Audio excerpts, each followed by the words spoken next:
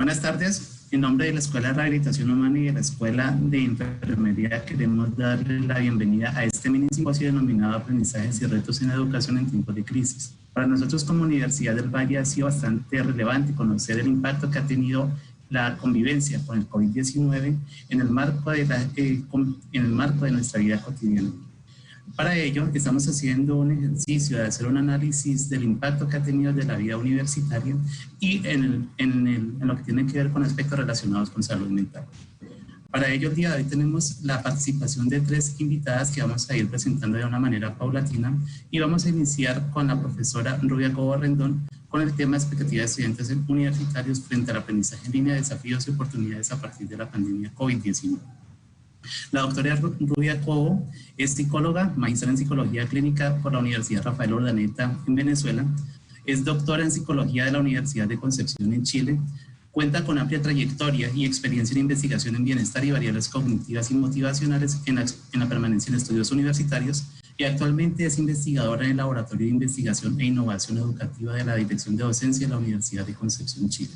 Doctora Rubia, bienvenida y muchas gracias por aceptar nuestra invitación. Muchas gracias. Buenas tardes a todos. Bienvenidos a este simposio de investigaciones en salud, a estos 22 simposios de la Facultad de Salud de la Universidad del Valle. Encantados y agradecidos desde la Universidad de Concepción por esta invitación. En este minuto o en este espacio voy a presentar algunas líneas de investigación, algunos resultados de investigación que hemos obtenido a partir de nuestras experiencias como institución educativa frente a la situación de la pandemia por COVID-19. El título de esta investigación se titula Expectativas de los estudiantes universitarios frente al aprendizaje en línea, desafíos y oportunidades a partir de la pandemia por COVID.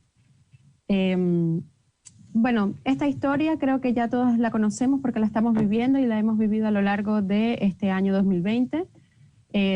Frente a la titulación o la posición de la Organización Mundial de la Salud en el momento en que define el COVID o el virus del coronavirus como una pandemia, distintas leyes políticas y decisiones gubernamentales afectaron la vida de todos los seres humanos a nivel mundial.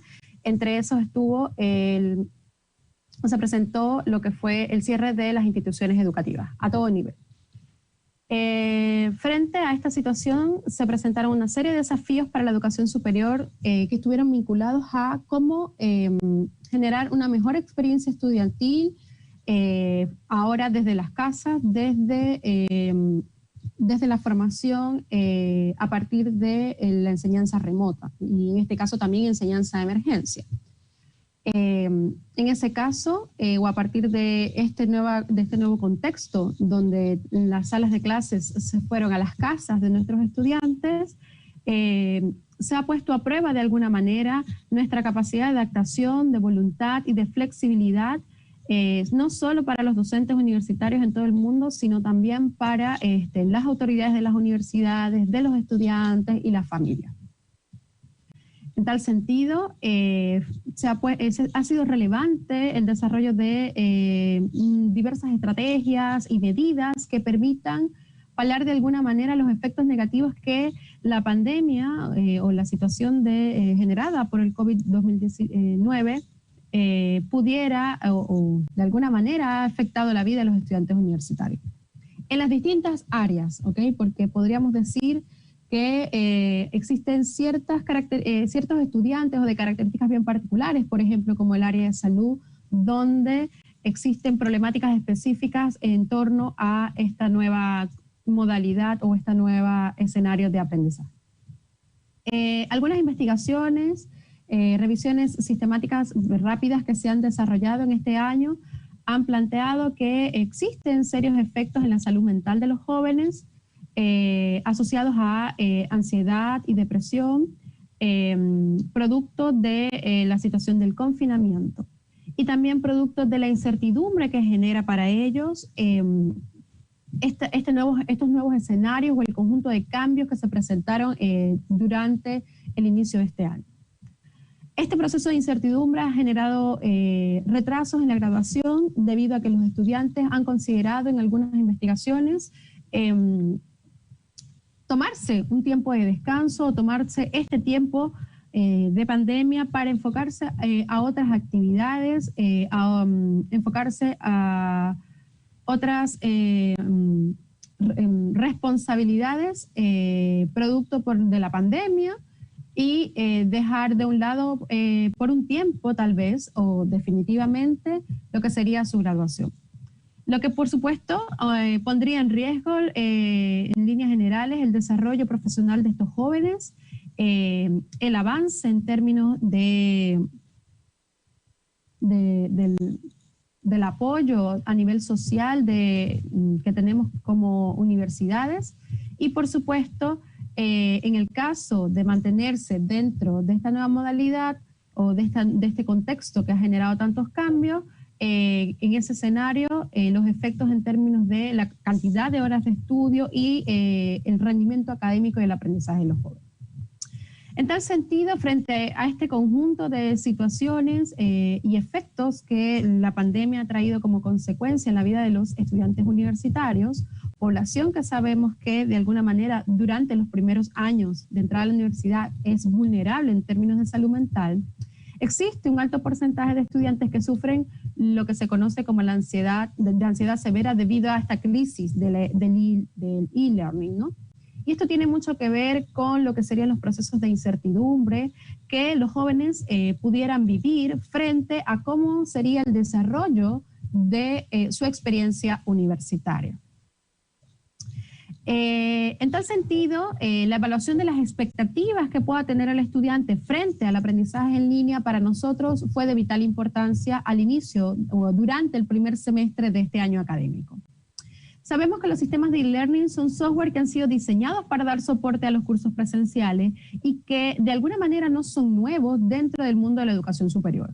¿Okay? El e-learning ha estado presente en las universidades en los últimos 20 años, si no más, haciendo acompañamiento a la formación tradicional en las aulas de clase. Tenemos cursos que pueden ser mixtos, cursos que pueden ser completamente en línea, y cursos presenciales que puedan tener algún soporte digital que le permita continuar o mejorar los procesos de aprendizaje. Incluyen elementos como la administración, la comunicación sincrónica o asincrónica, compartición multimedia o compartir información de carácter multimedia, procesos de evaluación y seguimiento de actividades. Cuando hablamos de sistemas e-learning o sistemas de aprendizaje en línea, estamos hablando de todo este conjunto de recursos electrónicos que de alguna manera facilitan y permiten el desarrollo de el aprendizaje en línea. Sin embargo, hay elementos importantes dentro de los sistemas e-learning que permiten de alguna manera impactar o contribuir a las expectativas que puedan tener los estudiantes, en este caso, sobre el aprendizaje en línea. ¿Okay? Una revisión sistemática reciente, publicada en el año 2019, que se dedicó a investigar estudios publicados entre el 2010 y el 2018 sobre el aprendizaje en línea, plantea que las características de los cursos, de los sistemas e-learning y de los cursos en línea son importantes y son relevantes para mejorar la experiencia de aprendizaje de los estudiantes y por lo tanto su satisfacción y su experiencia académica. Pensar en las características del curso, pensar en las características relacionadas con los resultados de aprendizaje y en el caso de la vivencia del estudiante, pensar en cómo los jóvenes van a interactuar con sus compañeros y con sus profesores, resultan ser pilares fundamentales para hacer de esta experiencia de aprendizaje en línea una experiencia satisfactoria y que de alguna manera pudiera disminuir, en nuestro caso actual, el impacto que ha sido generado por la incertidumbre o que ha sido provocado por la incertidumbre. Entonces, en tal sentido, uno de los obstáculos que pudiera presentarse en aquel momento, en febrero-marzo, al inicio de nuestro año académico y al inicio de esta pandemia, pudieran ser estos obstáculos los que estarían asociados a las expectativas generadas sobre los cursos e-learning frente a esta modalidad. Y bueno, frente a este nuevo contexto, perdón, de la pandemia, ¿no? Y claro, como grupo de investigación, nos planteamos un conjunto de preguntas y nos centramos a trabajar pensando en cómo mejorar de alguna manera estas expectativas, impactar de forma positiva en la incertidumbre o tratar de mitigar los efectos de la incertidumbre al inicio del año académico. Teóricamente, las expectativas vienen siendo definidas como todas estas evaluaciones que los estudiantes realizan sobre la importancia de los logros específicos y sobre sus deseos al llegar a ser competentes en una asignatura o en un área específica. Tiene que ver con la opinión que tienen preconcebida los estudiantes, la opinión que ellos construyen previamente antes de vivir la experiencia educativa o antes de tener el conocimiento real sobre el curso. ¿Okay? De alguna manera, estas ideas preconcebidas van a variar dependiendo de distintos factores como rumores, comentarios, experiencias previas, experiencias de personas cercanas, de sus compañeros, entre otros elementos. Es a partir de todo este evento de la pandemia, en la presencia de esta incertidumbre, el hecho de ser algo completamente nuevo para esta generación de estudiantes, en términos de, para nuestro contexto, de ir de manera rápida y acelerada a una modalidad completamente de emergencia y de forma remota, lo que marca como justificación e importancia del desarrollo de esta investigación. Otro elemento importante a considerar en la medición de las expectativas es que la literatura científica reporta que de acuerdo a las opiniones o ideas preconcebidas de los estudiantes sobre su experiencia educativa, tendrá algún efecto, tiene algún efecto en el éxito y en el rendimiento académico de los mismos. De allí, entonces, nosotros como laboratorio de investigación nos planteamos como objetivo, como parte de la universidad, nos planteamos como objetivo evaluar las experiencias de los estudiantes universitarios, evaluar las expectativas de los estudiantes universitarios frente al aprendizaje en línea durante la pandemia por COVID, considerando elementos como el sexo, año académico, en este caso estamos haciendo referencia si son estudiantes nobles o estudiantes jóvenes o de primer año o de los otros años más avanzados, y el área específica donde pertenecen, para poder entonces tratar de promover algunos lineamientos y acciones que fueran más específicos a cada contexto científico o a cada área científica. Por la velocidad de la necesidad de la información, diseñamos una investigación de carácter descriptivo transversal. Se creó un instrumento para la medición de las expectativas y este instrumento fue validado prontamente para iniciar la aplicación de este cuestionario durante el mes de marzo de este año, que era durante el inicio del año académico. En Chile, el inicio del año académico comienza en marzo, finalizando el verano.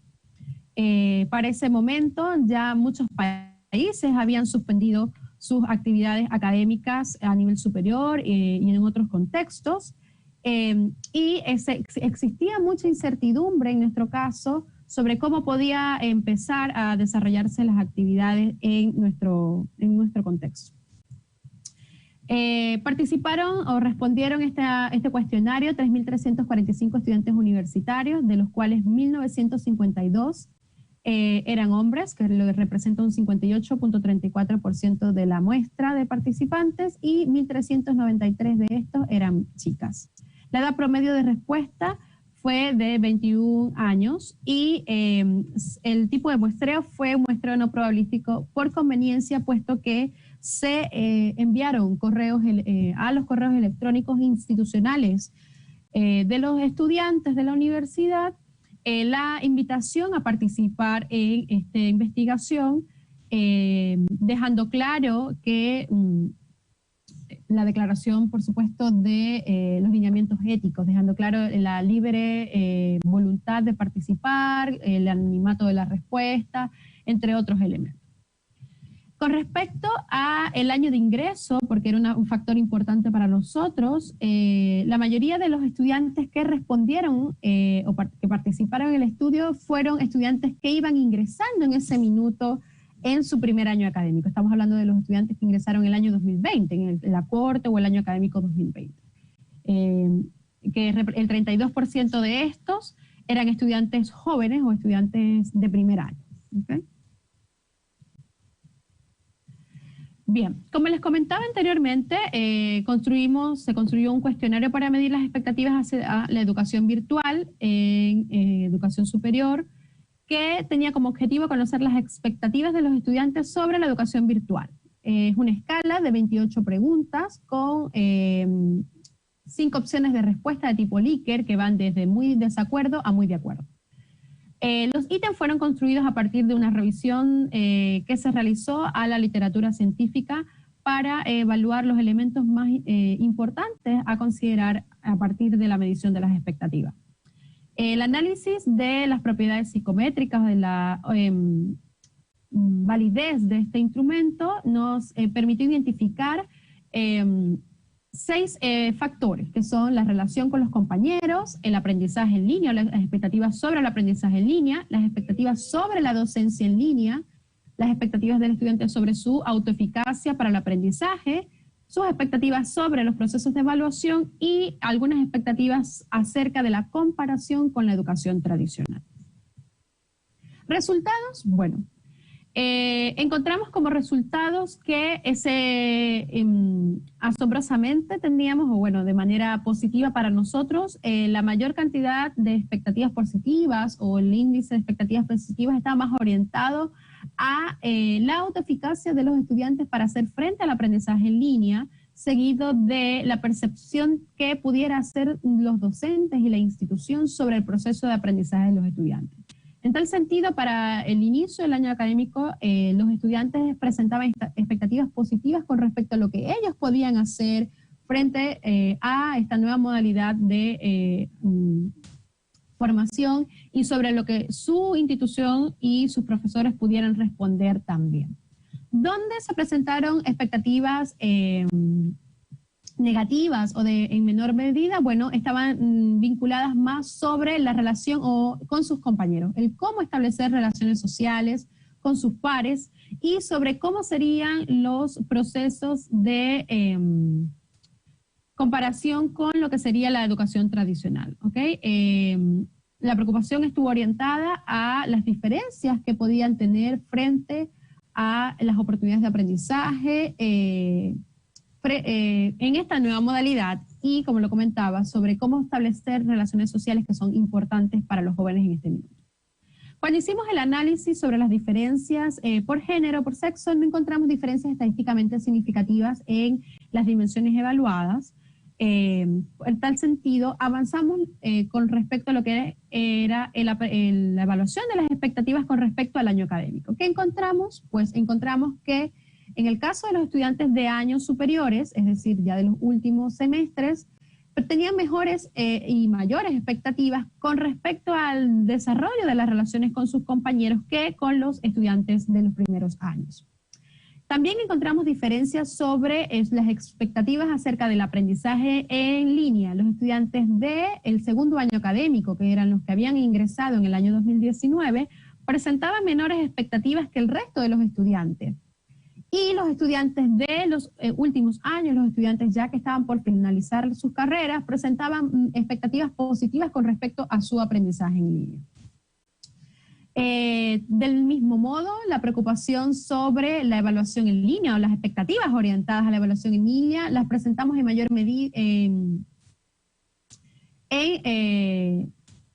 medida, es decir, porque tenían expectativas negativas los estudiantes del segundo año académico con respecto a los de los años anteriores. En síntesis, podríamos decir que la mayor preocupación de la relación o la vinculación social estaba dado con los estudiantes jóvenes y que los estudiantes de mayor o de años más avanzados presentaban expectativas positivas o mayores expectativas con respecto a las relaciones sociales, a los procesos de aprendizaje y a los procesos de evaluación. Con respecto al área científicas, encontramos que luego de dividir a los estudiantes según sus carreras universitarias en las 6 grandes áreas científicas que propone la OCDE, encontramos que los estudiantes de ciencias sociales tenían menores expectativas o expectativas negativas con respecto a los procesos de aprendizaje en línea. Dentro del área de ciencias sociales encontramos estudiantes de las carreras de antropología, de psicología, de periodismo, que de alguna manera pudieran explicar estas preocupaciones en torno a los procesos de aprendizaje. En cambio, los estudiantes de ingeniería o de las áreas de tecnología presentaron mayores expectativas al respecto. Sobre la evaluación o sobre el desarrollo de evaluaciones en línea, fueron los estudiantes del área de ciencias médicas y de la salud los que presentaron menores expectativas o expectativas negativas en torno a estos procesos, a diferencia de los estudiantes de otras áreas.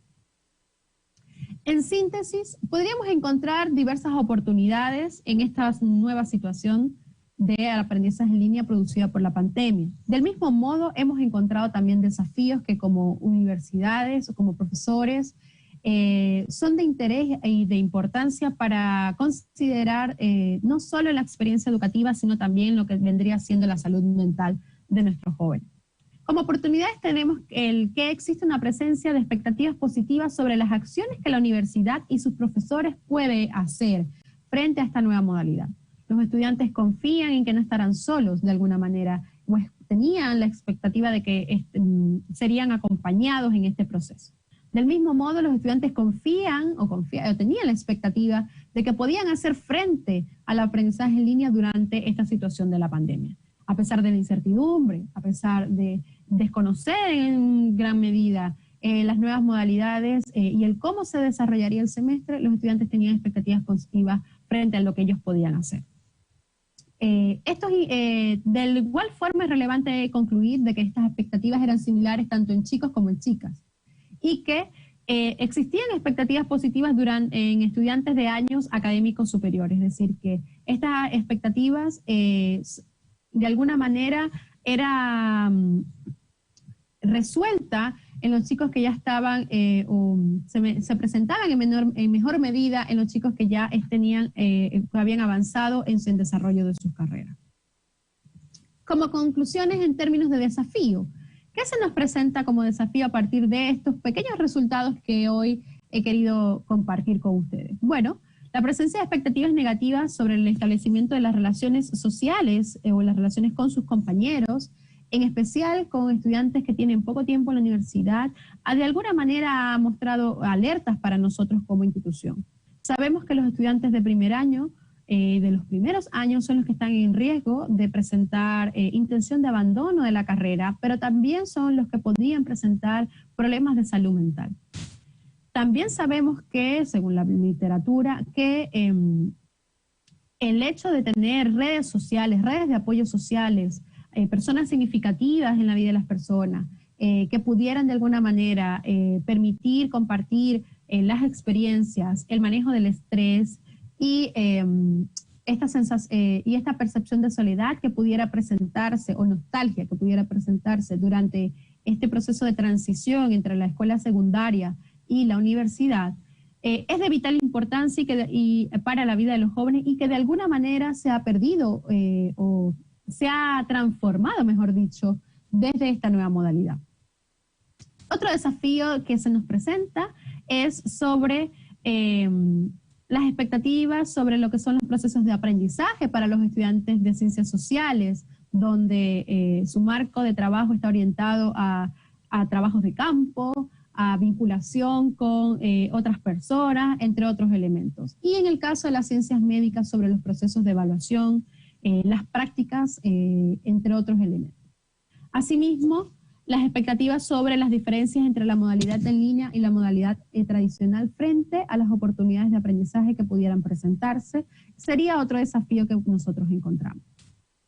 Hasta ahora, la literatura nos plantea la importancia de promover lo que es la presencia social, la interacción y la colaboración dentro de los entornos en línea, trabajando a partir de comunidades de aprendizaje que puedan ser eficaz para el establecimiento de estas relaciones entre los profesores, entre los estudiantes y entre los profesores y sus estudiantes. De igual forma, estas interacciones entre los docentes y los estudiantes, así como un diseño de calidad, son los elementos que pudiéramos, de alguna manera, que empezamos a abordar y a trabajar desde la universidad para mejorar el éxito de los estudiantes frente a estas expectativas y frente a su experiencia académica. Inspirar a los aprendices a encabezar la preparación en temas relacionados en ámbitos locales y nacionales sobre esta nueva experiencia, trabajar en poder vivenciar e identificar estos elementos positivos de esta nueva modalidad o de este nuevo año que hemos tenido, este 2020 que hemos tenido en nuestras universidades y también en nuestra vida. ¿Qué hemos hecho desde la dirección de docencia? Bueno, hemos masificado el uso de herramientas como Canvas y Teams para proveer a los estudiantes de accesos de calidad y diseños de cursos de calidad que permitieran de alguna manera el desarrollo de sus actividades académicas y también el hecho de permitir conectados con su formación universitaria. De alguna manera poder proporcionar elementos que pudieran mitigar la incertidumbre generada por este proceso de la pandemia y que pudieran de alguna manera tener algún camino o acceso a la vinculación o a las relaciones con sus compañeros y otros integrantes de la universidad. En términos del diseño de programas de calidad, se crearon las dos páginas web, Docentes en Línea, que está vinculada al desarrollo de comunidades en línea, que permiten la interacción entre docentes sobre sus experiencias, sobre el manejo de sus asignaturas, sobre las clases, para desarrollar lo que sería el trabajo colaborativo entre las diversas unidades. Se proporcionan recursos educativos que permiten a los docentes mejorar sus procesos, sus procesos en el desarrollo de sus clases, así como procesos de capacitación. Se proveen de herramientas y de materiales que permitan una adecuación curricular de calidad.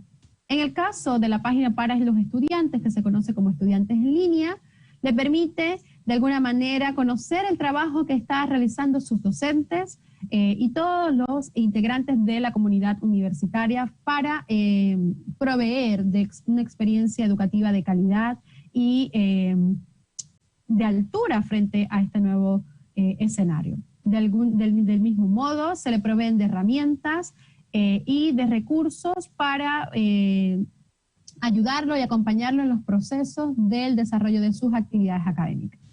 Y en especial en términos de salud mental, proveemos del espacio de aula en casa, que es uno de tantos espacios que hemos de alguna manera construido con la intención de que el estudiante pueda tener información, acceso y recursos que le permitan desarrollar de forma lo más saludable que se pueda las actividades dentro del hogar.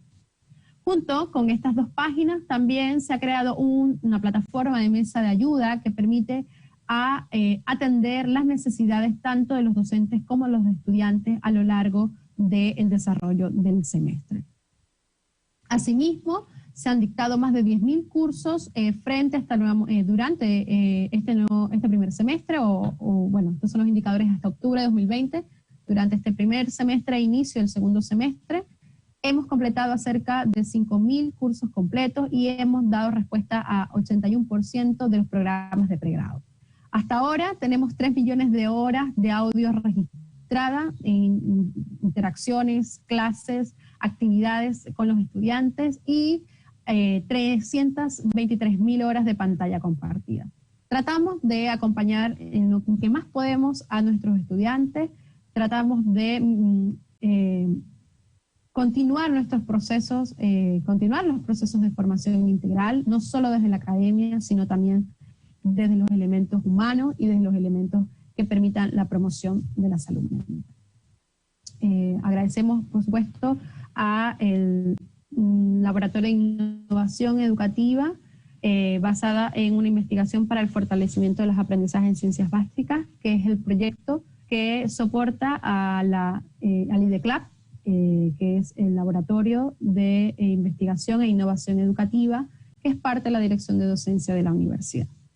Muchas gracias por su tiempo y por estar aquí con nosotros.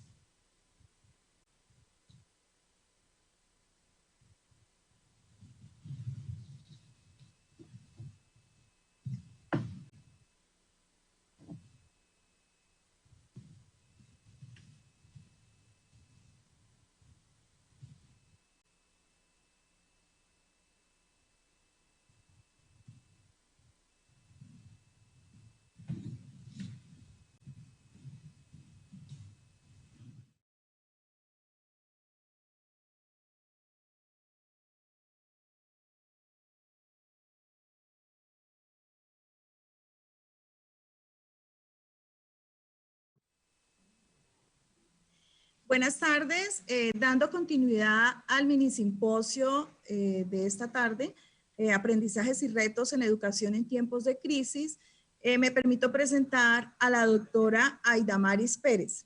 La doctora Aidamaris es licenciada en Enfermería y Obstetricia de la Universidad Federal de Paraná, tiene una maestría en Administración de la Universidad Federal de Santa Catarina, es doctora en Enfermería de la Universidad de Sao Paulo, Brasil, y tiene un postdoctorado en la Universidad de Alicante en España. Es invitada, investigadora invitada de la Universidad de Nanyang en Singapur y actualmente es la coordinadora del programa de posgrados de enfermería, maestría y doctorado de la Universidad Federal de Paraná en Brasil. Doctora Aidamaris, buenas tardes, bienvenida. Buenas tardes, doutora Maria Helena. Buenas tardes a todos. Muchas gracias. ¿Puedo empezar con la presentación? ¿Sí? Bien, mi propuesta hoy es hacer una... contar um pouco de que se passa em Brasília. ¿Sí? Bien, ao saludá-la, las profesoras Rubia Cobo Rendon, que ha hablado ahora, y María Adelaida Arboleda de esta conferência também. Saludo também a todas e todos que nos assistem em esse salão. E ao agradecer a doutora Maria Helena Merria, agradeço a todos os organizadores de um evento tão importante em que podemos aprender, reflexionar e crescer com as experiências distintas de las nuestras. Me ilusiono que o tema que me cabe sobre as experiências de educação em tempos de pandemia, caso de Brasil, aporte aprendizajes acerca de los desafios por los quais todos passamos em el contexto de la educação depois de la COVID-19. Em Brasil, quando o isolamento provocado por la pandemia chegou em março, minha universidade cerrou as classes presenciais el 16 de março de 2020. E tão logo habíamos empezado nosso ano letivo, porque em Brasília empezamos em fevereiro, em fines de fevereiro.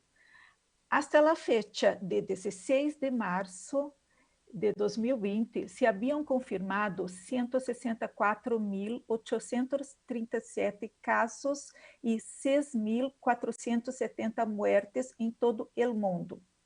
Ayer, el 20 de outubro de 2020, teníamos casi 41 milhões de casos em el mundo, com 1.126.562 muertes.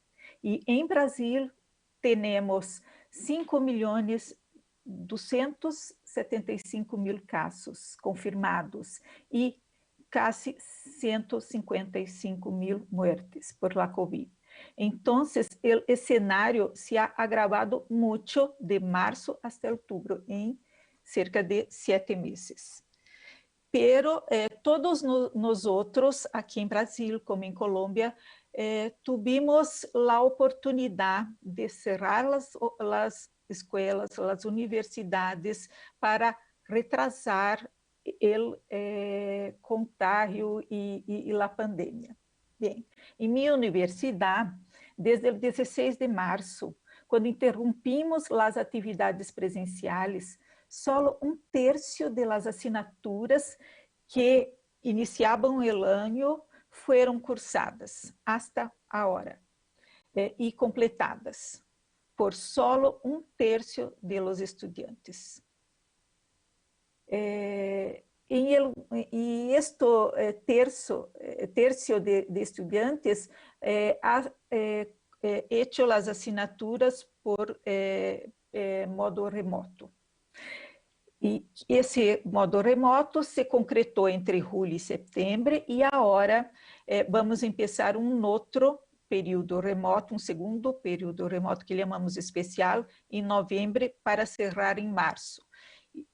Então, o custo social de interromper as trajetórias acadêmicas e os sonhos com formação e qualificação profissional é muito grande, todos nós outros sabemos.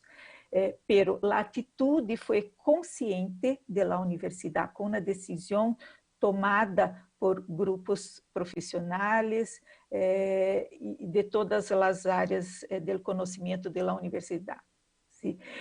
E basada em la evidência que nos permite concluir que era o único caminho a seguir. Não teníamos outro caminho em março. ¿Sí? Sabíamos que os impactos de uma comunidade, de uma continuidade das atividades presenciais em aquele momento, seriam catastróficos, tanto em minha cidade, eu hablo de Curitiba, sul de Brasil, ¿sí? Em el estado de Paraná. Seriam catastróficos em minha cidade, em meu estado, como seriam em todo o Brasil se as universidades não houveram cerrado as atividades presenciais. O liderazgo, porque o liderazgo das universidades e suas decisões impactam seu entorno social, a sociedade e principalmente porque somos seguidos por outras instituições públicas e privadas em efeito cascada. Várias investigações realizadas em 2020, foram muitas, acerca do cierre das escolas e universidades, apontam que são estratégias das mais eficazes para apoiar a supressão da epidemia. Quando se combina com o distanciamento social de toda a população, o efeito do cierre de escolas é amplificar aún mais a ruptura de los contatos sociais entre os lugares e, por lo tanto, suprimir a transmissão. Sin embargo, se prevê que o cierre de las escolas não basta para mitigar, nem muito menos suprimir uma epidemia de forma aislada. Necessitamos de apoio de toda a sociedade. ¿Sí? E depois de 7 meses cerrados, este apoio se vai minimizando cada vez mais. E isso contrasta com a situação por exemplo, das epidemias de gripe estacionais, em que os ninhos são sempre os principais impulsores da transmissão.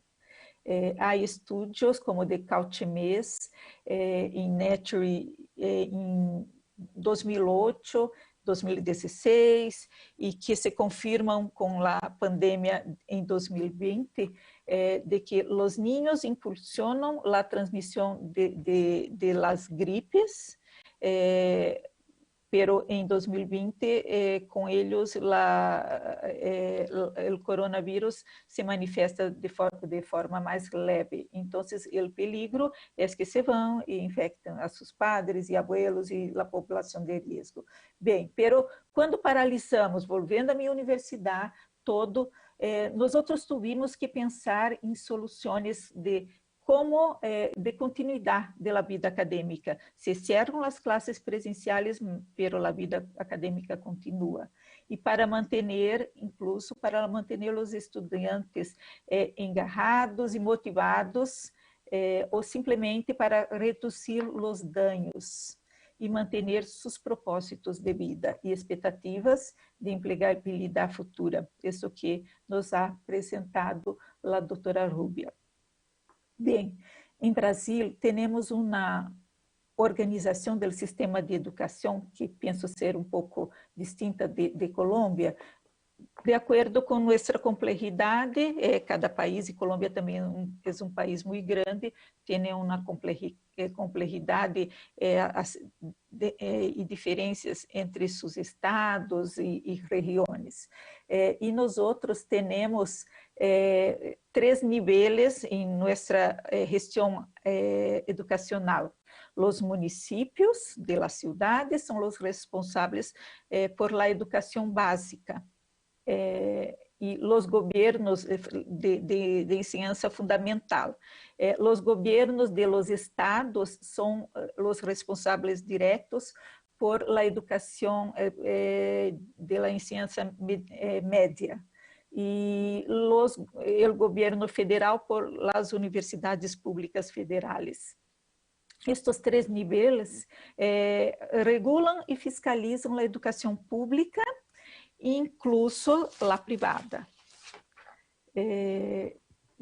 Pero la privada tiene autonomía curricular que es permitida por una ley de directrices y bases de educación que en Brasil está desde 1996, pero tiene muitas alterações e esses cambios vou falar agora um pouquinho.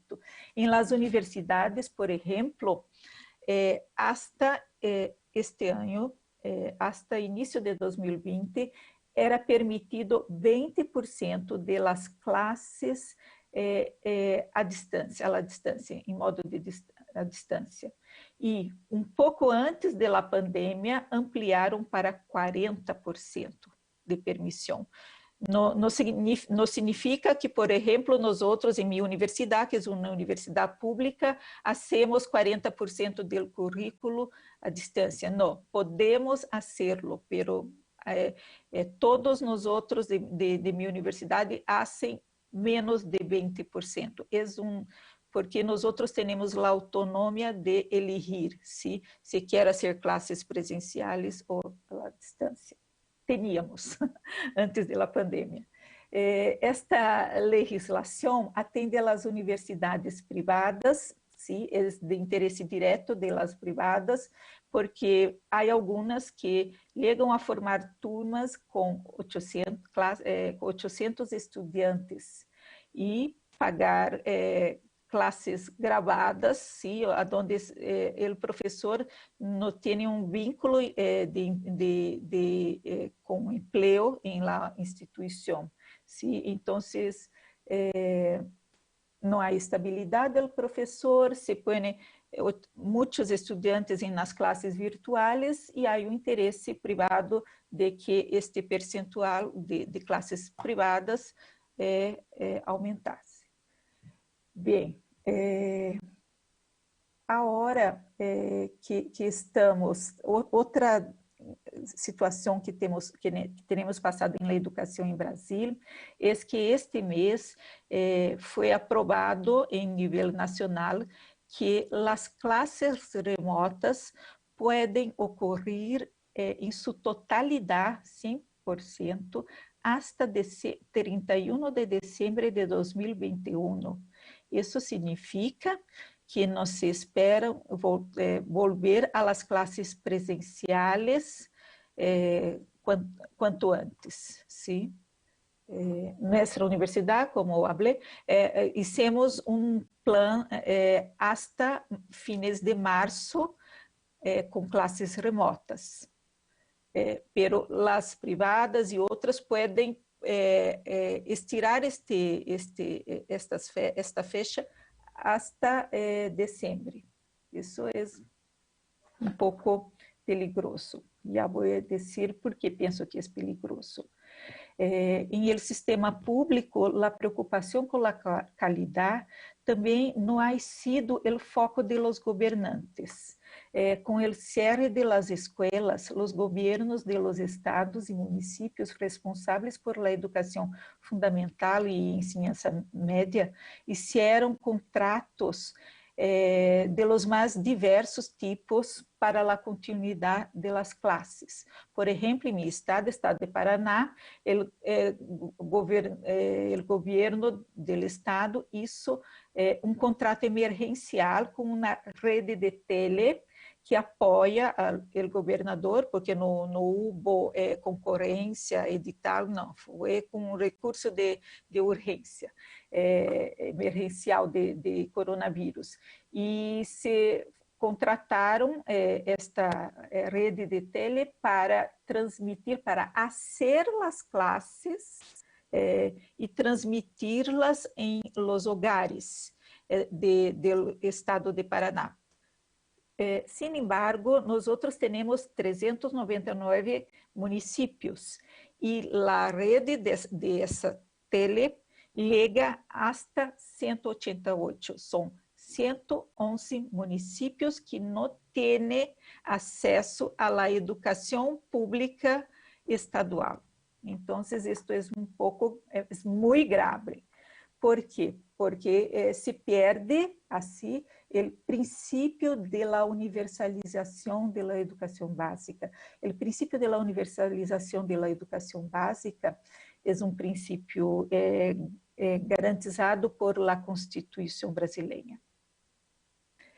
Outra crítica é que estamos compartilhando como se foram ideias de normalidade da atividade remota, como se fosse normal a atividade remota, como se nós outros, estudantes e professores, fôramos incapazes de construir conhecimento.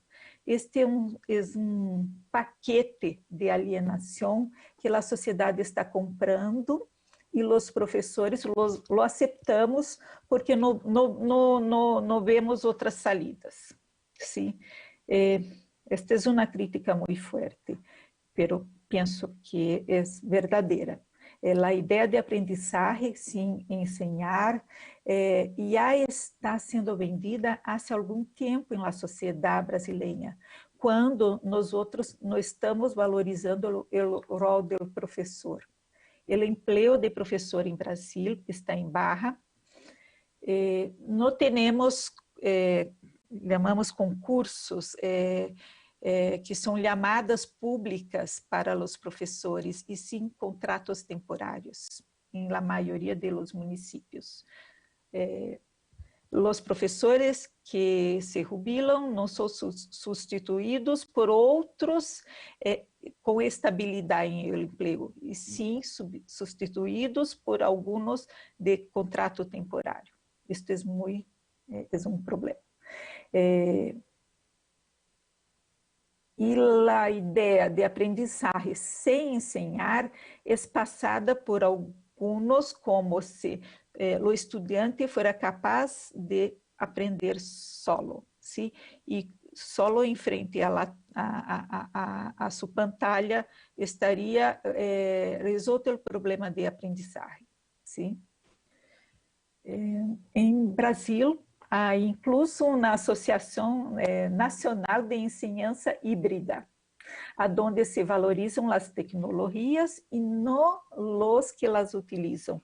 As pessoas que las utilizam, os professores, se quedam alijados em esse processo. A crise sanitária foi para estas organizações, grandes organizações educacionais, as privadas, uma oportunidade que caiu em regaço das grandes corporações educativas para apropriar-se rapidamente da educação híbrida como solução financeira. E não se ha passado apenas com as corporações educacionais, provecho do coronavírus para suas finanças.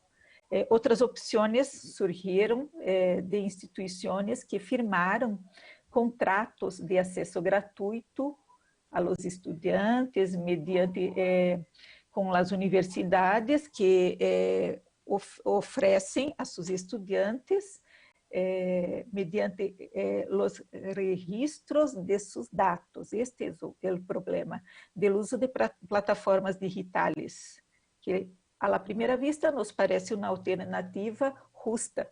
Incluso minha universidade ha hecho isso, pero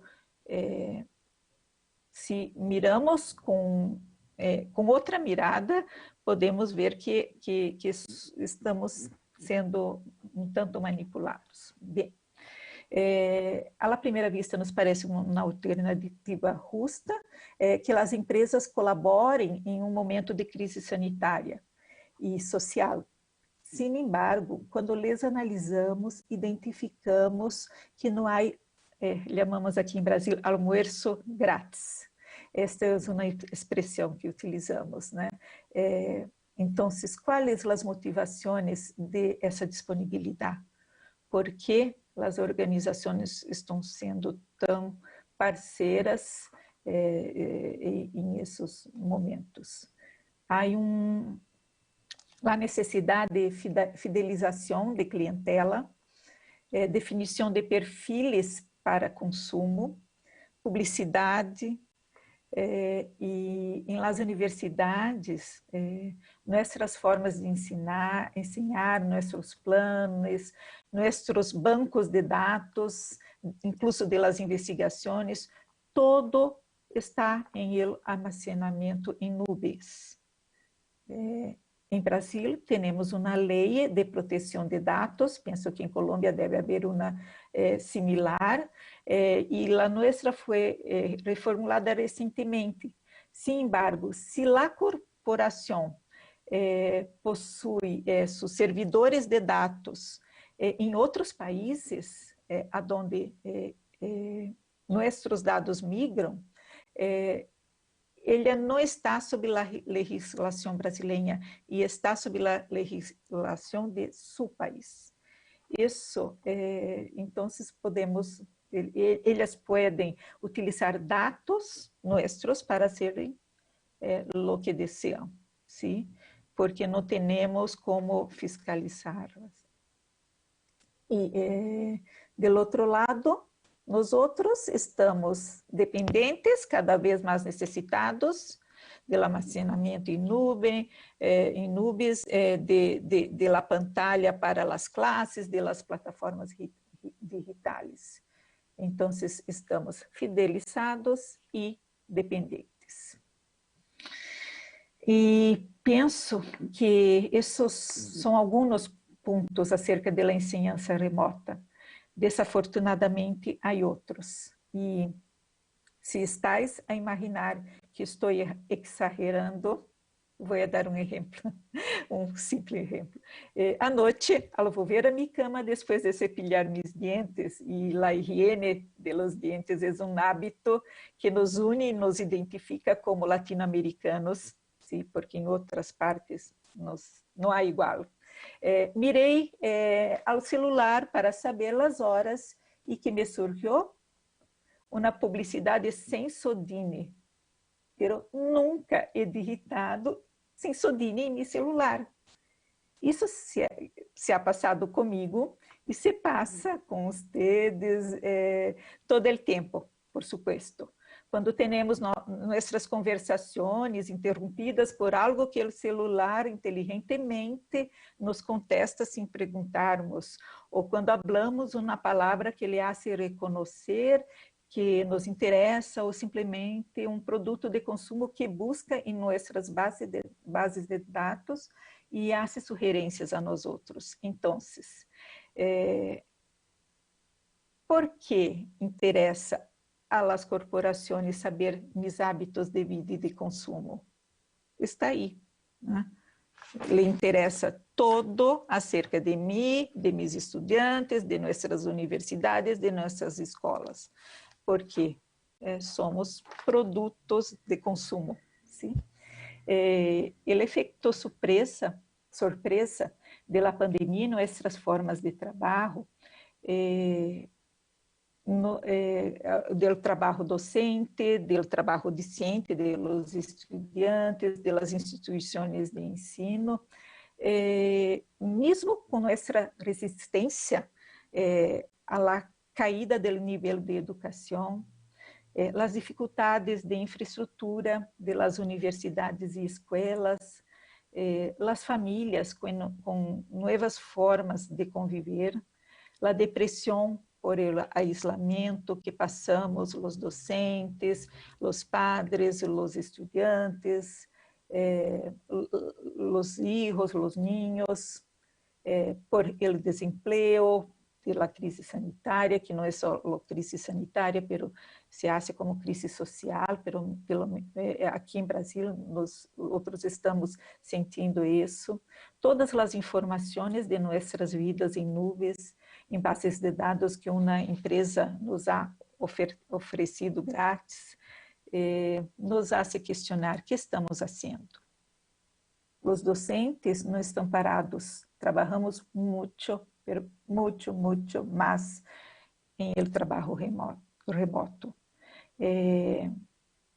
Há, sim, horários de entrada e salida, em protocolos e fluxos para o regresso seguro às classes presenciais, que talvez ocorram, por exemplo, em minha universidade, em abril de 2021, pero não sabemos. Estamos dependentes de uma vacuna que não sabemos como será, quando será, sim. E, por exemplo, em nossa universidade de enfermeria, nós temos participado de comissões interdisciplinárias e elaborado protocolos, guidelines e fluxos para o regresso seguro às classes presenciais, que podem ocorrer em abril. Esses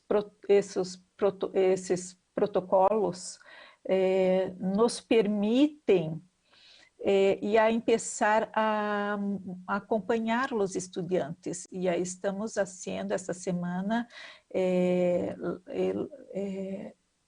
o lançamento de núcleo de epidemiologia da comunidade universitária, onde os estudantes e suas famílias, os professores que pensem que têm uma suspeita de coronavírus, podem entrar em contato e hacemos todo o fluxo de encaminamento aos serviços de saúde. Temos uma base de dados também de los estudantes que está sendo formada para, ao regresso, podermos acompanhá-los. Sim. São iniciativas junto a investigadores de outras disciplinas, incluso de exatas, estatísticos, cientistas de computação, profissionais de saúde, que estão trabalhando em la condição de la continuidade da vida acadêmica em la pandemia e depois da pandemia. Estamos com atividades de extensão remotas, classes, apoio estrutural, por exemplo, de internet. Na universidade, temos registro de los estudantes sem condições financeiras, e a universidade está comprando internet, computadoras, prestando computadoras, tickets para alimentação, e temos os serviços de apoio emocional aos estudantes. Em la maestria e o doutorado de enfermeria, sou a coordenadora do pós-grado de enfermeria, as investigações foram reduzidas, algumas paralisaram, outras cambiaram suas metodologias do presencial a los e-mails, los correios e o virtual, as plataformas virtuais, incluso para as encuestas, quando possível, nas entrevistas, e as classes remotas ganharam menos a los estudantes que em el pregrado. Nossas investigações ensinam que a los estudiantes más pequeños los daños son mayores, ¿sí? De las clases virtuales. Y los de la maestría y doctorado acompañan las clases, tienen sus supervisiones con los directores de tesis, continúan, ¿sí? Algunos estão retrasados em seu tempo, outros em tempo. Há toda uma mescla de situações. Em enfermeria, muitos de nossos estudantes são enfermeiros que estão em la linha de frente e têm dificuldades para estudar depois de seu turno de trabalho, que está doblado, em doble. Então, hacemos um acompanhamento, alguns não logram terminar, paralisam as atividades, esses são os que temos em enfermeria.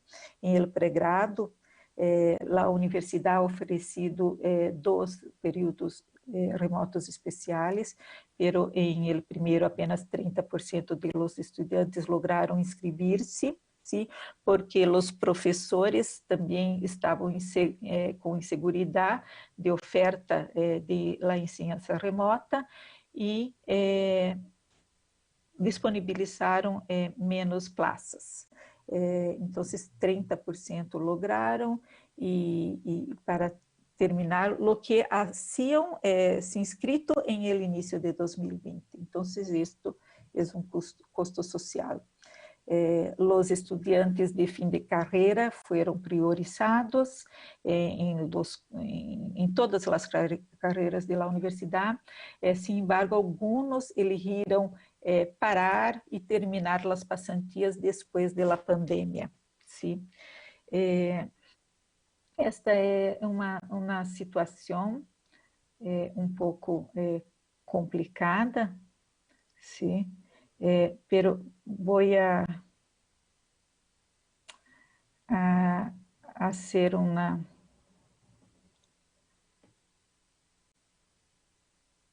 mí me gustaría, não sei se estou dividindo a pantalla.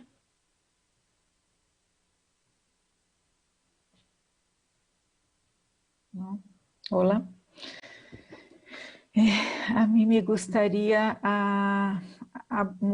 ensinar-lhes algo acerca de nossos estudantes, porque hicimos uma investigação, sim, e os estudantes nos enviaram sua situação acerca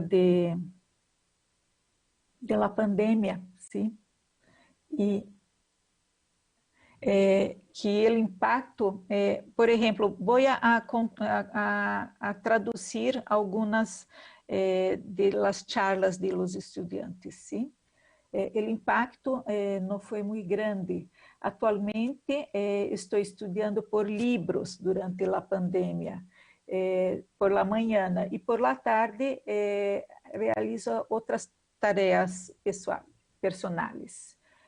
Tenho tempo e condições de me adequar à enseñanza remota. Outro estudante. Em el momento, estou em la casa de minha abuela, em el litoral, para preservar sua saúde e a segurança de minha família e ajudá-la com as atividades essenciais. Outro estudante, apesar de que tenha estrutura física, financeira de participar da enseñanza remota, a pandemia afetou minha saúde mental, ha afetado minha saúde mental de forma que meu cotidiano está comprometido e me hace mais difícil me motivar para lograr continuar meus estudos. Outro estudante, ingressé em el primeiro período, em 2020, e estava muito irritado, entusiasmado, ilusionado com as classes.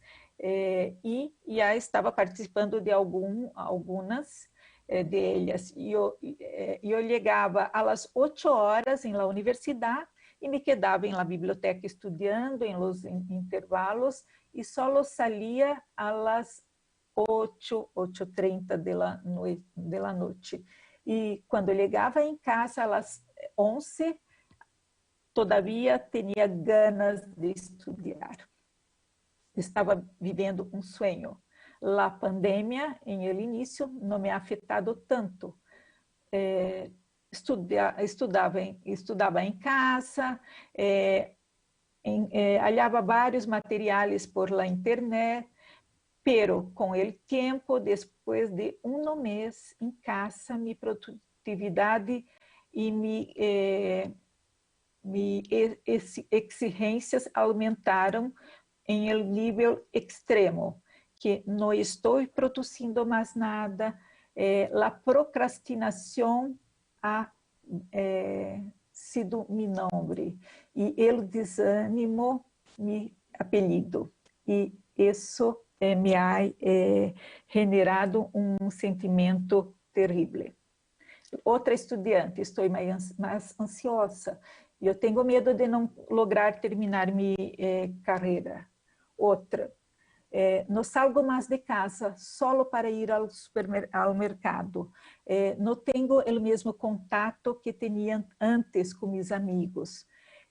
Continuo realizando as atividades da iniciação científica remotamente. Tenho crises de ansiedade e paranoia. Outro, já trabalhava e estou trabalhando mais horas. Não salgo de casa e estudo todo o que me vem em la cabeça o dia, sem sistematização. E com mais depoimentos de los estudiantes, temos alguns que se ajustaram, outros que têm dificuldades em las classes. Vemos que muitos não abrem as pantallas por todo o entorno, por toda a situação difícil que estão em suas casas, assim como alguns provavelmente abrem as pantallas e se vão a dormir ou a fazer outras coisas. Então, isto é aprendizagem a nós outros todos. A situação da pandemia é única. Nunca pensávamos em vivê-la antes. Sim. Não sei, Maria Helena? A mim estou à disposição a las perguntas que venham.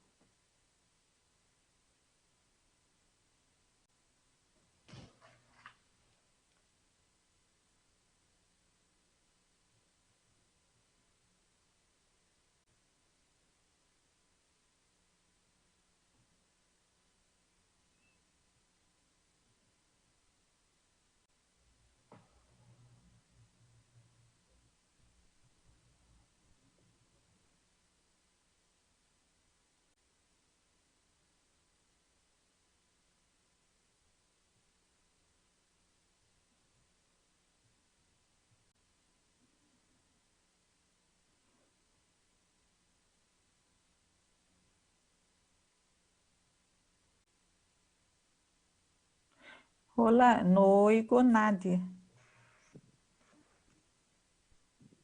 Doctora Idamaris, tenemos una pregunta. Por favor. Sí, ya, dame un momentico. Ya. Nos dice una colega de enfermería, pregunta, ¿cómo fue el aprestamiento de ustedes para asumir la virtualidad 100% en esta pandemia? ¿Tuvieron capacitaciones especiales? Sim, a universidade ha oferecido capacitações, sim, pero muitos de nós temos resistência a fazer as capacitações, porque o tempo por veces se sobrepone a las otras actividades, pero muchos profesores las tienen hecho.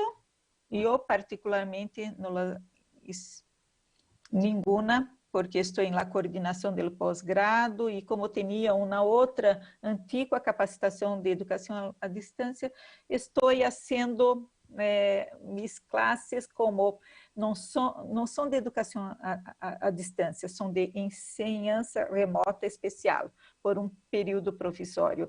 E penso que a grande parte dos professores estão levando como um período especial. Sim. A mim me interessa muito mais a ver os estudantes, a conversar com eles, a dar oportunidades de expressão de los dois lados, sim? Ao revés de haver uma sobrecarga de atividades síncronas e assíncronas, sim? Porque alguns professores diminuem muito os tempos de las classes síncronas, como eram 4 horas e estão como 1 hora. E delegam muitas atividades assíncronas e os estudantes percebo que por vezes se perdem em como fazê-las. Pero é minha percepção. O que temos em vista? Há todo um interesse das grandes corporações e pensamos que em Brasil todo se vai a cambiar depois da pandemia, sim, com as classes incluso. Pero resistimos em el sentido de manter o contato, sim, com o estudante, para que não seja só do aprendizagem dele, pero o câmbio com nós outros também. Nós outros docentes necessitamos de um feedback, de uma retroalimentação do estudante, sim. E isso, por vezes, não é possível só em las pantallas, com as classes gravadas. Há muita perdida de qualidade em la interação. Sim? Então, há uma pressão, porque meu soldo está todo mês continuando em el banco, sim? Estou, os professores das universidades públicas em Brasil têm bom soldo, então, bom salário. Nós outros temos uma responsabilidade social muito grande, sim? E esta é a maior pressão, a nossa, com os estudantes. Pero não podemos ser ingênuos, sim? A ingenuidade não nos cabe em la universidade, sim? Temos que conversar com nossos estudantes acerca dessa fidelização, de todo o que estamos servindo na sociedade. Isto é o que penso. Muchas gracias, doctora Aidamaris. Vamos a continuar. Tenemos una pregunta para la doctora Cobo. Doctora Cobo, los antecedentes de movilizaciones sociales en Chile han influido en las actividades desarrolladas desde la Dirección de Docencia en la Universidad de Concepción. Profesora María Elena, ciertamente la situación de crisis social en Chile iniciada en el mes de octubre del 2019 tuvo efectos en la ciudad de Concepción y por lo tanto dentro de la universidad. La presencia de paros universitarios, de la suspensión de actividades académicas, por supuesto que de alguna manera tuvo un impacto importante en el desarrollo natural o tradicional de las actividades académicas. Como investigadores creemos que los resultados que encontramos sobre las expectativas o estas diferencias en las respecto de los estudiantes de segundo año, que fueron casualmente los que ingresaron en el año 2019. Son menores al resto de los años académicos. Creemos que se explican de alguna manera por esta experiencia, o estas menores expectativas se explican por esta experiencia que ellos tuvieron finalizando su primer año y ahora iniciando este segundo año frente a un escenario de pandemia, ¿no? Hasta hoy seguimos indagando estos efectos y estamos trabajando en el desarrollo de investigaciones de carácter cualitativo, haciendo entrevistas con los estudiantes desde la modalidad virtual, focus group, para avanzar en la comprensión de estos efectos de la crisis social y posterior, por ejemplo, en el caso de los estudiantes de segundo año, durante el proceso de la pandemia y así como todo el cuerpo universitario. Pero sí, estamos como universidad y como parte de la comunidad de acá de Concepción y de Chile, sabemos que hay impacto y estamos comprometidos como personas profesionales en trabajar, en acompañar estos procesos y mejorar en lo que podamos.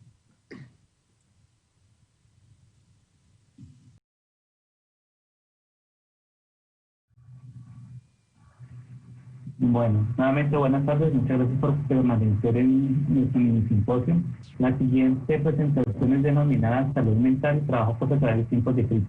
Para ello se ha hecho una invitación a la doctora María Adelaida Arboleda, médica psiquiatra, doctora en Salud Mental Comunitaria, hace parte del Comité de Salud Mental de la Facultad de Salud de la Universidad del Valle, actualmente es la jefe del Departamento de Psiquiatría de la Universidad del Valle y se ha caracterizado por experiencia en el área de la psiquiatría comunitaria, donde he investigado acerca de la dinámica en el campo de la salud mental, así como en la violencia en el ámbito familiar.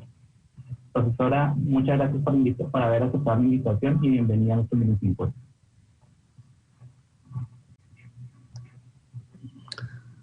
Ok, buenas tardes. Quiero agradecer a la Escuela de Enfermería, a la Escuela de Rehabilitación Humana, que me hayan invitado al mini simposio. Pienso pues que este es un tema de gran relevancia para nuestra comunidad académica y yo quería abordar el tema justamente desde el trabajo de los profesores, estableciendo mi charla a partir de tres grandes como tópicos. El primer tópico tiene que ver con las crisis per se, dentro de la que se encuentra pues las crisis por epidemias como la que actualmente vivimos, los problemas de salud mental relacionados a las crisis y obviamente todo lo que implica el trabajo profesoral. Para eso yo voy a hacer alusión brevemente a la noción de trabajo decente. Lo primero que tendríamos que decir es que pues, la vida es un sinfín de eventos, eventos que nos generan momentos de crisis, momentos que nos confrontan con nuestras capacidades para asumir los retos de la vida. Algunas de estas crisis, algunos de estos eventos, pues son crisis esperables, de lo que nosotros denominamos crisis evolutivas, y para lo cual más o menos estamos preparados a lo largo pues de nuestros momentos de vida, ¿sí? Nosotros y la comunidad que nos rodea. Generalmente los síntomas que estas crisis evolutivas significan pues son momentáneos, son pasajeros y la mayor parte de nosotros pues trascendemos esos momentos. Sin embargo, hay crisis inesperadas, a veces catastróficas, y que nos enfrentan de una manera significativa con nuestros propios recursos y capacidades.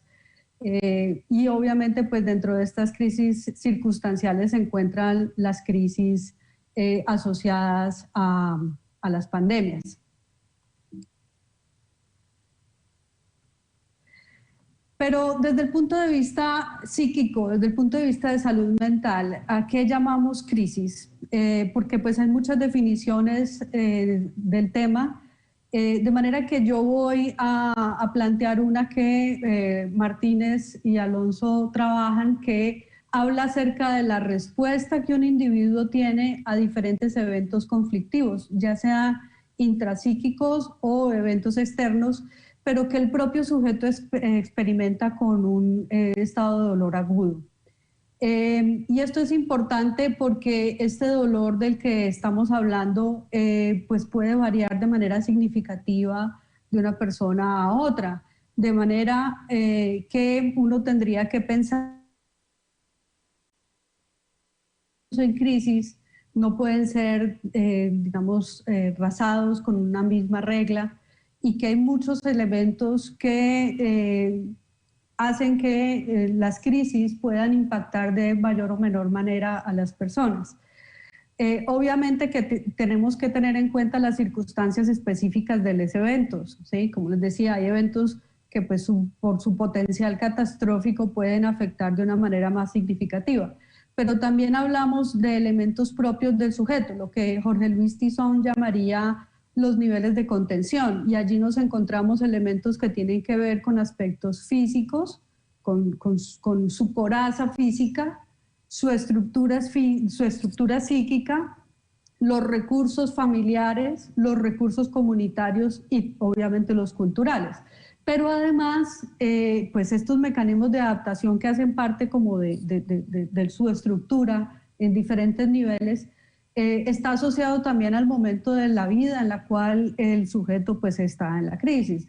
Ejemplo, pues en esta pandemia no es lo mismo ser un adulto mayor, asumir la crisis de la pandemia, que ser un adulto joven o ser un niño. También es importante la experiencia previa que se tenga frente a crisis anteriores. ¿Cómo ha sido asumir estas crisis y cuáles son los elementos que se han puesto en juego y que finalmente han funcionado a lo largo de la vida? ¿Qué pasa con las pandemias? Las pandemias en general interrumpen como el funcionamiento habitual de las comunidades. Más allá de las personas que fallecen, los que se enferman, las lesiones que pueden producir las pandemias, hay otra serie de eventos que rodean las pandemias que pueden resultar más o menos dolorosas. Por ejemplo, la manera como esto ha disminuido o limitado la posibilidad de acompañamiento social en momentos de otras crisis que se presentan durante este tiempo de pandemia. Los duelos no pueden ser acompañados de los rituales asociados que permiten justamente pues, poner en juego todos los recursos comunitarios que hay. Esto generalmente pues, lleva a que las personas tengan obviamente consecuencias a mediano y a largo plazo. Ahora, tal como lo decía el director general de la Organización Internacional del Trabajo, no estamos hablando de un solo tipo de crisis, no estamos hablando solamente de una crisis sanitaria, estamos hablando de una crisis sin precedentes que ha volcado a la humanidad a una crisis económica y social inigualable, ¿sí? Tenemos que hasta el momento hay más de 34 millones de empleos que se han perdido en el mundo. 94% de los trabajadores que residen en países que han hecho algún tipo de restricción, pues han tenido algún tipo de inconvenientes en el quehacer habitual de sus labores.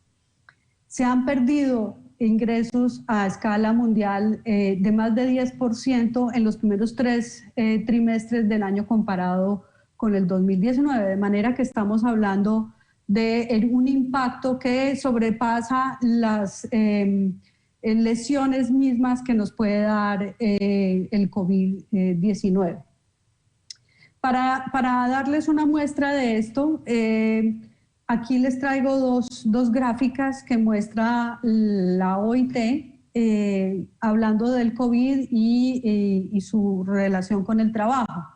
Ustedes pueden ver que esta es una crisis social y económica que ha golpeado particularmente a las Américas. Es decir, si comparamos a América con el resto del mundo, vemos que hay una pérdida de horas de trabajo en los el segundo y tercer trimestre del 2020 de una manera bastante significativa. Y encontramos que dentro de los países en donde se ha reducido el empleo, pues Colombia ocupa el segundo lugar a nivel mundial. Esto no es un dato menor, esto es un dato significativo, sobre todo si pensamos que, como vemos en la gráfica de abajo, pues la afectación es principalmente femenina. Esto, además de aumentar la brecha de pobreza en las Américas, lleva a situaciones de vida o a condiciones personales y familiares que incrementan las situaciones de violencia y acoso de género y que posibilitan, desde el punto de vista de salud mental, la emergencia de síntomas psiquiátricos que se asocian a las crisis, como lo vamos a ver en un momento. Bueno, realmente cuando hablamos de problemas mentales o de salud mental y crisis situacionales, crisis inesperadas, uno podría decir que es normal que la mayor parte de las personas presenten algún grado de estrés emocional, que no se considera para nada patológico. Sin embargo, encontramos que entre un 15 o un 20% de las personas que se ven expuestas a crisis como la pandemia pueden presentar formas leves a moderadas de síntomas emocionales y cognitivos, principalmente depresión, ansiedad y algunas formas de estrés transitorio. Afortunadamente los casos graves son los menos y decimos que entre un 3 o 4% de la población presenta algún tipo de trastorno mental severo, ya sean psicosis, depresiones severas, comportamientos autolesivos o violencia explícita hacia otros y por supuesto el trastorno de estrés postraumático que como sabemos pues es una alteración psiquiátrica importante y que perdura. Las epidemias, les decía hace un rato, pues nos ponen en juego una serie de circunstancias que amenazan nuestra seguridad, pero también el funcionamiento cotidiano de la comunidad. Y como les mencionaba, también limita pues estas expresiones culturales que nos han permitido manejar justamente las situaciones dolorosas. El aislamiento es una de las cosas vividas con mayor amenaza pues para las personas. De hecho, pues miren que estamos teniendo una reunión académica que de una u otra manera también nos tiene aislados, nos tiene hablando con una pantalla y no entre nosotros.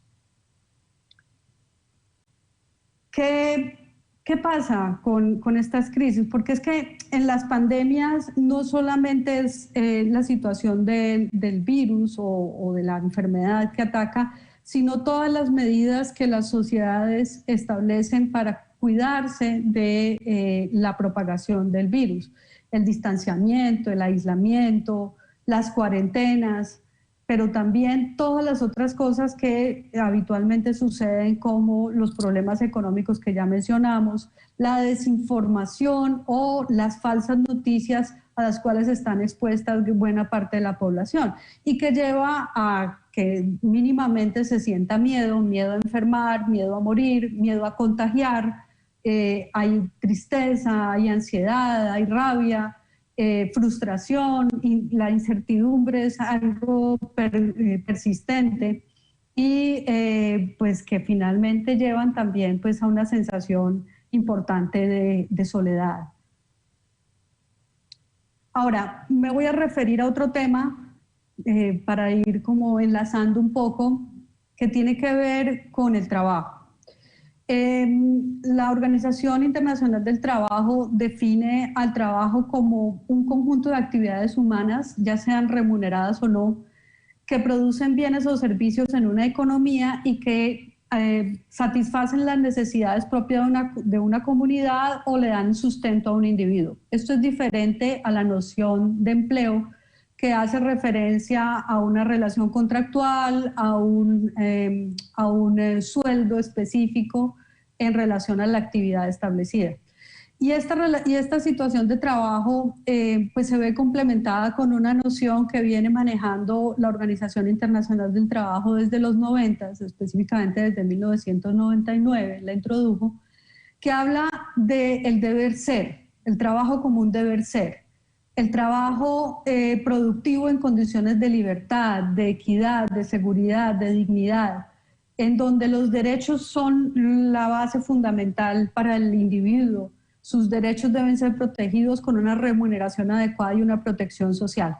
Y lo traigo como noción importante para definir el trabajo profesoral, porque vamos a ver que muchas de las circunstancias a las cuales nos ha abocado la crisis de la pandemia, pues de alguna manera flaquean o hacen peligrar la dignidad propia de un trabajo, como el trabajo profesoral.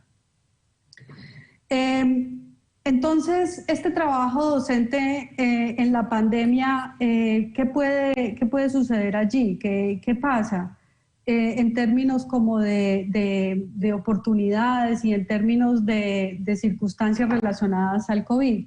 Pues lo primero es la posibilidad de que uno conserve y obtenga, si hablamos de un trabajo decente, pues que uno conserve su trabajo mínimamente o que lo obtenga en caso de no tener, y que esto sea lo suficiente para poder producir. Que esa remuneración se ajusta, ¿sí?, de acuerdo a las actividades que uno realiza. Que uno pueda tener una seguridad en el trabajo, seguridad en relación a varias cosas, ¿no? Al lugar mismo de trabajo, pero también a las condiciones de empleo, es decir, a las condiciones de relación contractual con sus empleadores. Que la familia esté protegida, que haya estrategias de integración social, que como vamos a ver más adelante, pues cuando hablamos de trabajo en casa como una estrategia de trabajo profesoral, pues se puede ver vulnerada. Que haya igualdad de oportunidades en hombres y mujeres. Y en nuestro medio, aunque buena parte de nuestros profesores son mujeres, pues encontramos que hay unas actividades de acuerdo pues a nuestro medio cultural que no permiten homogeneizar las circunstancias de vida de los hombres y las mujeres. Y esto evidentemente pues lleva a problemas a largo y a mediano plazo. Y por último, pues un trabajo decente también es la posibilidad de expresar sus opiniones, los disensos en función de las circunstancias laborales a las cuales uno se ve expuesto. Ahora, pensando en esto, entonces, uno diría que en el trabajo en casa habría varias circunstancias que uno tendría que preguntarse. La OIT plantea estas 10 estrategias para tener un trabajo decente durante la pandemia. Y sin embargo vemos que son áreas de gran riesgo, ¿no? Pensemos el medio ambiente y equipamiento como un área en el cual pues nosotros estamos siendo expuestos a medios laborales que no estaban preparados para ello. Nuestra casa no estaba preparada desde el punto de vista climático, desde el punto de vista físico, para asumirnos en las actividades laborales. Y eso puede llevarnos de alguna manera a tener alteraciones osteomusculares, a tener un tipo de problemas que a la larga nos lleven a tener problemas de sueño y finalmente problemas emocionales. Es indiscutible que el trabajo en casa tiene una carga, un ritmo y unas horas de trabajo que no son las que habitualmente tendría un individuo en su trabajo presencial. Y esto evidentemente puede llevar a una sensación de fatiga y una sensación de frustración bastante grande que lleva obviamente a incrementar los casos de depresión y ansiedad. Otra circunstancia que hay que tener presente y que pues, lo pongo aquí en negativo porque finalmente la OIT lo piensa en positivo, tiene que ver con las violencias y el acoso, y es que muchas personas se ven expuestas a quedarse en su casa con circunstancias previas a la pandemia, es decir, vivencias permanentes, por ejemplo, en el distanciamiento obligatorio, en la cuarentena, con personas que tenían pues una historia de abuso, una historia de maltrato hacia la persona conviviente. Y estar permanentemente con esta persona, pues obviamente incrementa el riesgo de violencia en el ámbito familiar. Otra cosa que también es importante en función del trabajo y la pandemia ha sido cómo equilibrar actividades que se tienen en el trabajo con la vida cotidiana, con lo que sigue, con el cuidado, e incluso con cuidado que habitualmente no se tendría, porque es que así como nosotros tenemos que permanecer en casa, también tienen que permanecer nuestros hijos, nuestros padres, y esto nos lleva a que de alguna manera tenemos que equilibrar el trabajo que tenemos, al cual nos vemos permanentemente remitidos, y además a cuidar a nuestros hijos, a cuidar a nuestros padres y a realizar pues además los labores de la casa. La seguridad en el trabajo pues es digamos una de las cosas más complejas y como les mostré en las cifras previamente que han sido más críticas en el mundo, porque estamos hablando de la posibilidad de continuar con el trabajo, de seguir teniendo la remuneración a la cual veníamos teniendo acceso, a la cantidad de horas pagas, ¿no? Entonces, ustedes han podido ver cómo muchas personas se les vio reducida las horas de trabajo, se cesaron buena parte de los empleos, especialmente empleos que eran pagos solamente de manera presencial, y obviamente pues esto termina siendo una vulneración importante. Otros aspectos críticos han sido también los elementos asociados al liderazgo empresarial, al liderazgo administrativo, la comunicación que puedan tener nuestros líderes, la claridad, las rutas y la tranquilidad que se puede dar en el trabajo es vital para tener mayor o menor tranquilidad en función de las actividades. Por otra parte, pues es que el trabajo también nos llevaba a tener otras cosas más allá de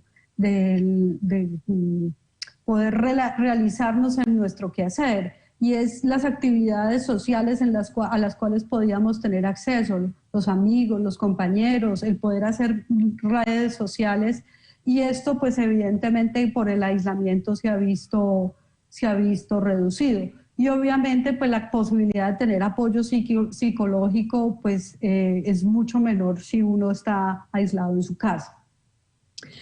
Entonces, teniendo esto como panorama general, vamos a hablar específicamente del trabajo del profesor en la pandemia, porque estamos hablando de algo que sucedió a nivel mundial, y es el cierre obligatorio de las universidades, el confinamiento de estudiantes y profesores, que de manera llamativa ha llevado a una paradoja entre el aislamiento, pero al mismo tiempo una invasión de la esfera personal. Ahorita hablaré un poco de esto.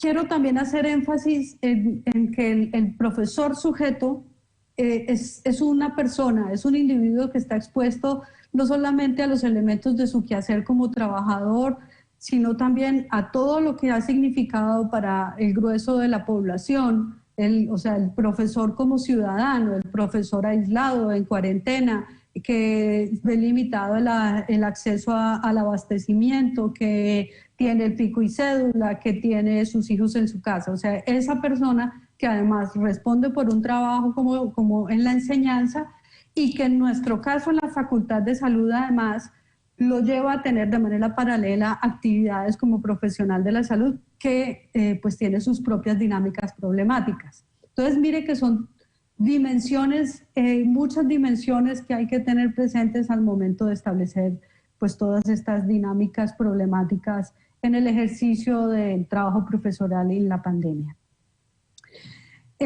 Todos tenemos, o sea, otra cosa importante de las pandemias es que pues uno no puede pensar que entró a la pandemia sin ningún tipo de problema. O sea, la cotidianidad lo pone a uno permanentemente en circunstancias de estrés. Entonces uno viene arrastrando todas las tensiones propias del ambiente académico, que no son menores, pero además nos ha llevado en este trabajo en casa a tener que acudir a la tecnología de manera masiva. La tecnología era algo para lo cual pues, ya las universidades venían trabajando desde hace muchos años, pero nunca de una manera tan masiva, y que llevó o al menos encontró a buena parte de los profesores sin estar suficientemente preparados o con limitaciones en su preparación para asumir técnicamente todo el trabajo virtual al cual nos estamos exponiendo. Y esto evidentemente pues lleva también tensiones, temores, nos ha llevado obviamente esta circunstancia laboral de tener que como una esponja llenarnos de información tecnológica de manera rápida para poder prepararnos para el regreso de los estudiantes. Y obviamente pues eso incrementa las horas laborales, incrementa el estrés, incrementa la fatiga, pero también nos expone a una serie de inseguridades. O sea, los profesores se ven expuestos a la sensación de no tener claro muchas cosas, de no saber cómo hacer, cosas desde el punto de vista tecnológico, a desconfiar de sí mismos, a desconfiar de sus alumnos, pues porque hay muchas cosas que empiezan a no tener control. Entonces, ¿será que el estudiante está prestando atención a la clase? ¿Será que está atendiendo? ¿Será que sí está presente? ¿Será que está haciendo trampa en el examen? La mayoría hemos tenido que hacer actividades en esto que la UNESCO llamó el Corona Teaching, y es pues que finalmente terminamos trasladando las actividades académicas que hacíamos presenciales a la parte virtual sin mayores modificaciones en el currículum, solamente con el uso de las TICs. Que evidentemente no es el deber ser, pero pues que, digamos, las circunstancias actuales nos llevó a algunos a tenerlo que asumir así.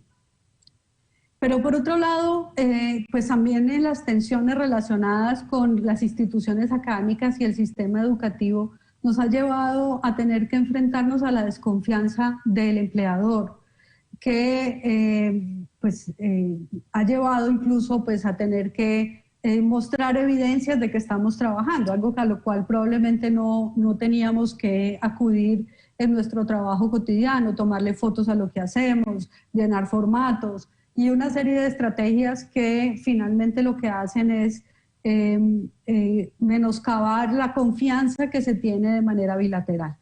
Y eso pues contando además con los ceses de contratos y la reducción de horas en aquellos profesores que tenían actividades prácticas exclusivas. Nuestro trabajo, pues entonces les decía, en la pandemia, pues ya habíamos mencionado que al igual que otros grupos laborales, pues tenemos miedos a asumir actividades por fuera del hogar, a asumir actividades dentro del hogar, tener los cuidados propios para evitar el contagio de nuestras familias y el contagio nuestro. El teletrabajo como fórmula en casa pues ha llevado a tener más horas de trabajo. Esto ya está descrito como la flexibilidad laboral y el trabajo en casa, en vez de reducir las horas de trabajo, alarga las jornadas laborales, limita la posibilidad de pausas activas y eso evidentemente lleva a que el sujeto se sienta más, al profesor se sienta más cansado. Casi todos los profesores hemos tenido que asumir cursos virtuales para podernos formar en algunas de las tecnologías que ahora tenemos que usar de manera masiva. Pero por otro lado también tenemos que compartir recursos con la familia, compartir el internet, compartir el computador, en los espacios de trabajo, la mesa de centro, bueno, muchas cosas que finalmente hacen, además producen algo que no creo que haya sido ampliamente abordado y que me parece que va a ser probablemente un área de investigación importante, y es cómo estos espacios íntimos, estos espacios de descanso se convirtieron en espacios de trabajo, pero además dejaron de ser espacios privados para convertirse en espacios públicos. El estudiante sabe dónde está uno porque pues, puede ver la imagen que tiene uno detrás, puede escuchar el sonido ambiente y todo esto que de alguna manera era una incógnita en la vida de uno como profesor termina siendo expuesta para los estudiantes y para los compañeros. Pero también además señalaba hace un rato cómo ahí el trabajo en casa, el trabajo virtual, nos limitó algunos canales para reducir el estrés, algunos canales que habitualmente usamos para reducir el estrés, como el tinto que nos tomábamos con el compañero, la comida que compartíamos, el almuerzo, de manera que esto lleva pues obviamente a limitarnos y a producir pues también mayores riesgos para nuestra salud mental.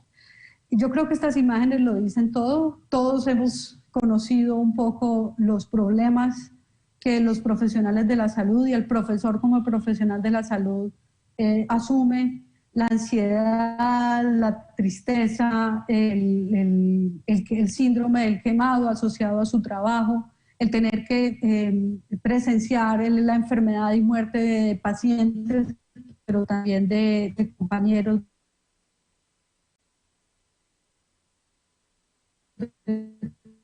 colaboradores, las ausencias de nuestros compañeros cuando se incapacitan, el temor al contagio, el cansancio por todos los elementos de bioprotección que tenemos que usar y la discriminación a la que nos hemos visto sometidos, al menos aquí en Colombia, de una manera significativa.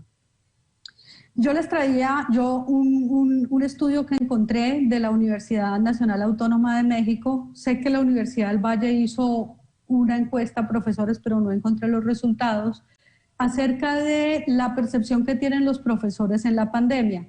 En esta encuesta lograron vía mail tener una respuesta de un poco menos de la mitad de los profesores, en donde ellos daban una percepción acerca de las dificultades tanto de los estudiantes como de los docentes. Quiero señalar que para los profesores, los estudiantes principalmente tienen problemas tecnológicos, pero ellos asumen tener más problemas de tipo logístico, ¿sí? Veámoslo de una manera más clara aquí.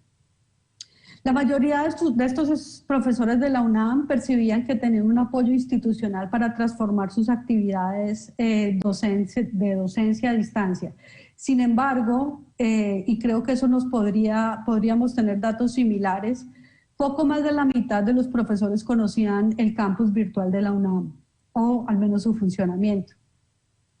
Para los profesores, sus principales dificultades estaban en función del manejo del tiempo, el manejo de los horarios, el espacio físico, la comunicación institucional. Ellos se perciben con menos necesidades socioafectivas que sus estudiantes, lo cual es llamativo. Bueno, no me voy a extender porque ya me han avisado que el tiempo se está acabando, pero aquí hay otros elementos del qué es lo que principalmente usan los profesores en la UNAM. Finalmente, entonces, ¿cuáles serían como las necesidades de salud mental para el profesor, teniendo en cuenta pues todas estas características que hemos mencionado? Uno, poder negociar las fórmulas laborales que permitan mantener equilibrio con otras responsabilidades. En el aislamiento, poder tener unas rutinas y ocupaciones que permitan reducir la sensación de ansiedad y aislamiento a la cual se ven expuestos. Elementos que permitan realizar un trabajo de manera saludable. Es decir, que de alguna manera podamos tener en nuestras casas la revisión de salud ocupacional que nos permita decir si donde estamos trabajando es seguro, es saludable o no. Necesitamos espacios donde podamos recuperar las redes de contención laboral. Es decir, es difícil pensar que si yo he trabajado todo el día frente a una pantalla quiera restablecer mis redes a partir de las pantallas, pero pues, tendríamos que pensarnos otras estrategias para poder reconstituir estas redes de apoyo, esta comunicación con nuestros colegas, con nuestros amigos, que finalmente hacen el trabajo mucho más agradable. Es importante tener una reapertura gradual de los espacios para actividades extracurriculares, a los cuales debemos sumarnos los profesores, no solamente los estudiantes. Poder integrar estrategias de apoyo psicológico y consejería, no solamente para los estudiantes, sino también para los profesores. Y por supuesto, poder monitorizar el estrés y la posibilidad del síndrome de quemado profesional en los profesores. Bueno, esto era básicamente lo que quería compartir con ustedes. Muchas gracias.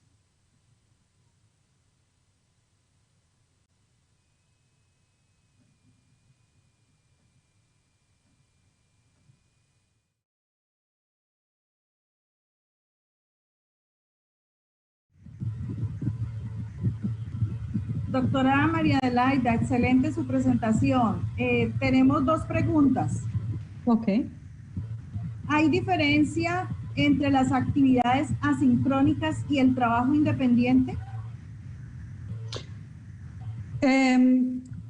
Lo que pasa es que el trabajo independiente, claro, existe diferencia en la medida en la que el trabajo independiente pues ya era algo a lo que nosotros como profesores pues teníamos dentro de nuestra carga, ¿sí? El trabajo independiente implica toda la preparación, todas las actividades previas del quehacer docente, pero las actividades asincrónicas también llevan a que usted no solamente prepare la clase, sino también haga una serie de estrategias académicas que por tiempo probablemente exceden lo que nos puede dar la tecnología. Les pongo un ejemplo, en el trabajo asincrónico yo puedo trabajar una película, puedo trabajar un artículo y puedo generar, digamos, una comunicación no necesariamente presencial y sincrónica con el estudiante, pero que evidentemente me va a demandar más tiempo posteriormente. Muchas gracias, doctora. Y esta última pregunta, ¿qué aspectos positivos han encontrado en esta nueva normalidad en las labores académicas? Yo debo decir que soy muy crítica del término nueva normalidad. No creo que esto sea una normalidad. Yo creo que esta es una nueva anormalidad. Y para poder poner en juego todos los mecanismos adaptativos tenemos que reconocer que no es una normalidad, ¿sí? Y desde esa perspectiva, pues uno tendría que empezar en sus capacidades adaptativas a poder poner en funcionamiento algunas cosas. Le pongo un ejemplo. Si usted está permaneciendo más en su casa, pues tendría que poder negociar el tiempo para ocuparse de cosas que le permitan disfrutar de su espacio de una manera diferente, disfrutar de su familia de una manera diferente, compartir.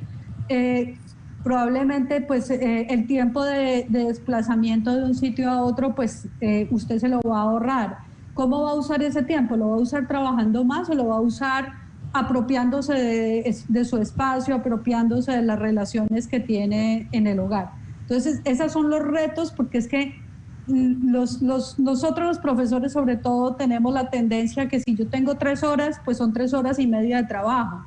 En cambio, lo que tendríamos que pensar es, bueno, yo me demoraba 1 hora para ir al trabajo, luego esa hora puede ser para hacer ejercicio o para charlar con mi mamá, que no hablaba con ella sino para despedirme, o para cultivar mis orquídeas que tengo en la casa. Bueno, este tipo de cosas que le permitirían llenar la rutina de otras cosas y finalmente sacarlo un poco de las dinámicas estresantes del trabajo.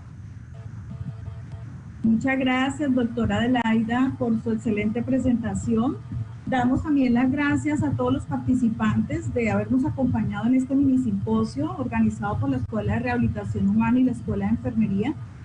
Los invitamos a todos a continuar con las presentaciones sincrónicas de los trabajos de investigación que están organizados en las diferentes salas del simposio. Muchas gracias y feliz tarde para todos. Por la invitación.